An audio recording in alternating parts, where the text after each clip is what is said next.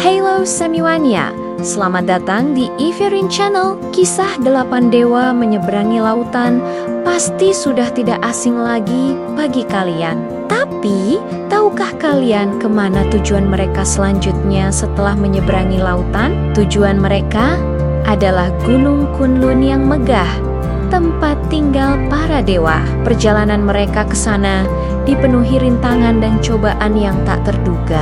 Mereka harus menghadapi berbagai monster dan melewati ujian-ujian berat yang menguji kekuatan dan kekompakan mereka. Lalu, dewa manakah yang akan mereka temui di puncak Gunung Kunlun? Dan pesan penting apa yang menanti mereka di sana? Semua misteri ini akan kita kupas tuntas. Jadi, jangan lupa untuk like, komen, dan subscribe Iferin Channel agar kalian tidak ketinggalan kelanjutan kisah seru perjalanan 8 dewa.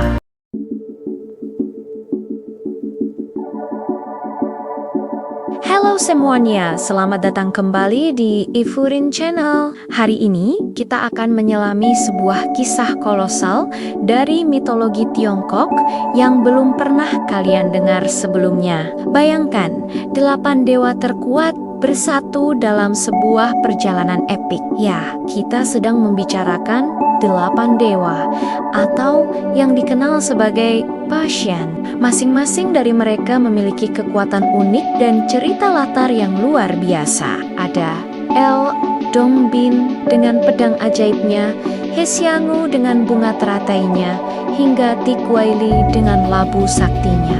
Misi mereka kali ini sangat berat, melakukan perjalanan suci menuju Gunung Kunlun yang megah, tempat para dewa tertinggi bersemayam. Perjalanan mereka tidaklah mudah.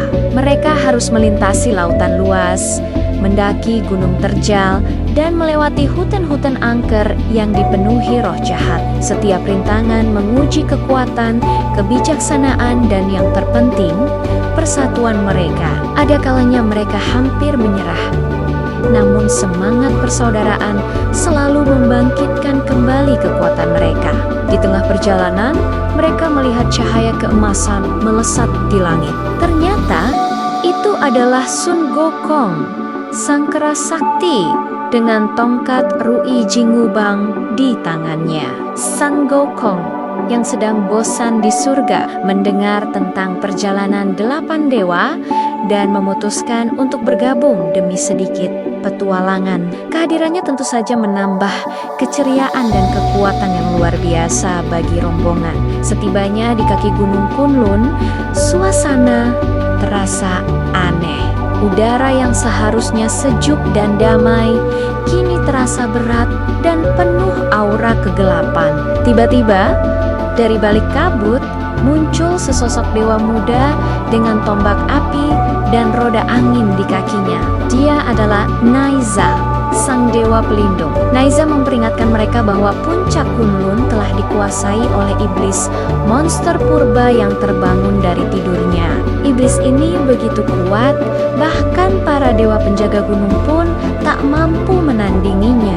Tanpa ragu, 8 dewa, Sun Gokong dan Naiza memutuskan untuk menghadapi ancaman ini bersama-sama. 10 dewa perkasa kini berdiri bahu-membahu, siap untuk pertempuran terbesar dalam hidup mereka. Pertarungan pun dimulai.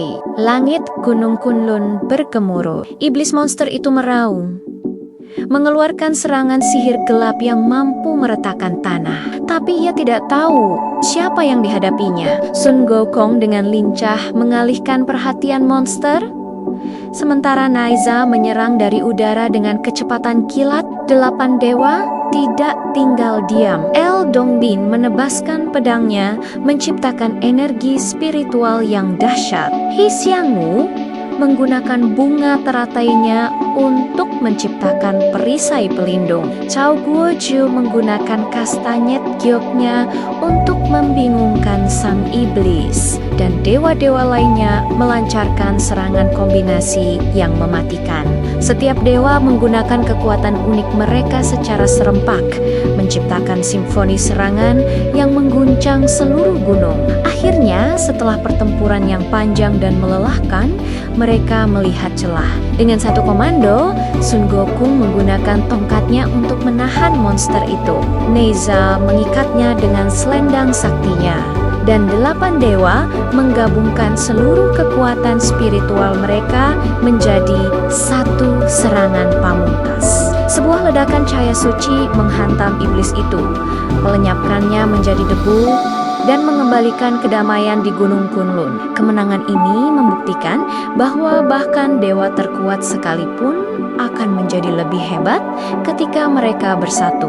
Kisah kolaborasi epik ini menjadi legenda yang diceritakan turun-temurun, sebuah bukti kekuatan persahabatan dan kerjasama. Bagaimana menurut kalian kisah kolaborasi super ini? Keren banget kan? Jangan lupa tinggalkan pendapat kalian di kolom komentar di bawah ya. Kira-kira kolaborasi dewa mana lagi yang ingin kalian lihat? Terima kasih sudah menonton sampai akhir.